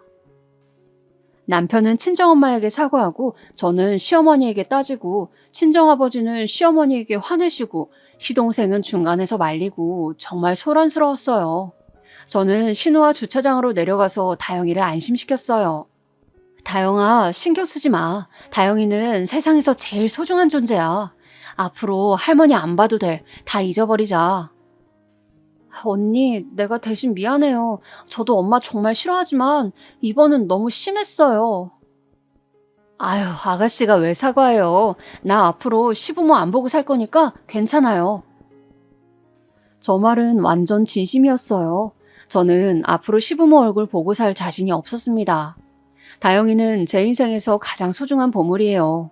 내 새끼한테 저런 소리를 하는데 어떻게 보고 살겠어요? 시간이 지나고 시동생이 친정부모님을 데리고 나왔어요. 저보고 형수님 정말 죄송하다는데 진짜 속이 말도 아니었어요.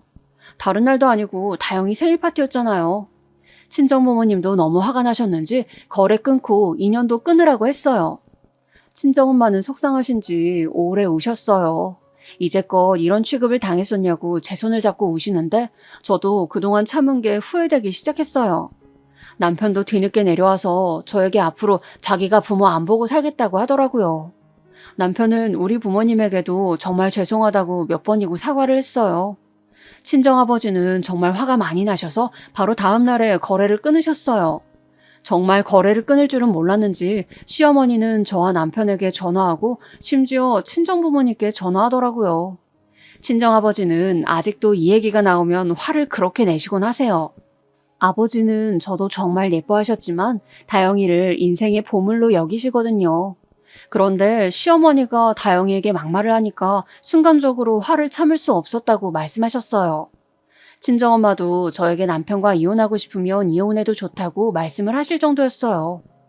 저는 끝까지 절대 받지 않았고 남편에게는 다시는 너희 부모님하고 인생 살면서 볼 일 없을 것이라고 했어요. 남편도 본인 엄마가 자기 딸한테 태어나지 말아야 했다고 할 줄은 몰랐는지 알겠다고 하더라고요. 사실 저 못지않게 남편도 정말 충격이 크긴 했어요. 그래서 남편에게 저는 당신이 보고 싶어서 찾아가는 것까지는 말리지 않겠다. 하지만 다영이와 나는 절대 너희 엄마 볼 일 없을 거라 했더니 본인도 이번엔 확실히 정이 떨어졌다고 하더라고요. 신우도 저에게 잘 생각했다 했어요. 저는 저 일이 일어나고 결혼 전에 신우가 저를 말렸던 것이 생각났어요. 그때 결혼하지 않았다면 이런 일이 안 일어났을 거겠죠? 하지만 정말 시부모, 특히 시모만 빼면 남편과의 결혼은 꽤 괜찮았어요. 친정 부모님께서는 다영이가 상처받았을 거라고 심리 상담을 권했습니다. 그래서 몇 번 나가봤는데 확실히 좋은 반응을 보이고 있었어요. 많이 심적으로 나아진 것 같더라고요. 다영이가 힘들어할 때는 이제 친할머니는 볼 일이 없을 거라고 전해줬어요. 다영이는 저에게 몇 번이나 되물었어요. 엄마, 진짜 할머니 안 봐도 되는 거지? 나 이제 친가 안 가도 되는 거지? 다영이가 그렇게 좋아하는 것을 보니 하루라도 빨리 인연을 끊을 걸 후회가 되기도 했지만 이제 앞으로 안 보고 살 거니까 이걸로 위안을 삼으려고요.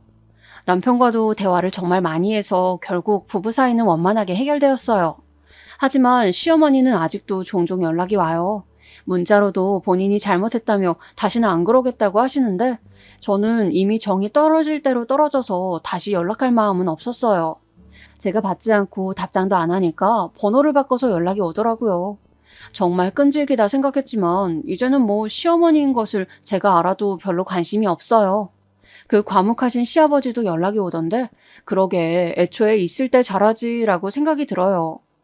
다영이한테 조금이라도 잘해줬으면 저도 사람이니까 마음이 동했을 텐데 말이에요.